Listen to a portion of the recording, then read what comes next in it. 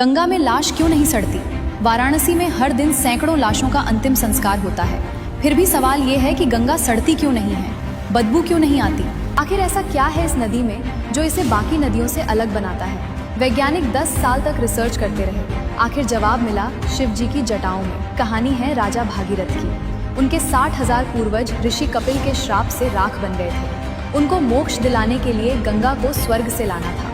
भागीरथ ने ब्रह्मा जी की तपस्या की। ब्रह्मा जी ने कहा स्वर्ग से गंगा को ले जाओ। गंगा मान गई, पर उसको घमंड था। वो बोली मैं स्वर्ग से ऐसी गिरूंगी कि पूरी पृथ्वी बहा दूंगी, कोई रोक नहीं पाएगा। भागीरथ डर गए। वो दौड़े शिव जी के पास। शिव जी बोले आने दो, और गंगा पूरे अहंकार के साथ स्वर्ग से गिरी। आवाज ऐसी कि देवता कांप गए। जैसे ही वो शिव जी के सिर पर गिरी, शिव जी ने अपनी जटाएं खोल दी और गंगा जटाओं में फंस गई। निकलने का रास्ता नहीं मिला। 1 साल नहीं, कई सालों तक वो जटाओं में भटकती रही। उसका घमंड टूट गया।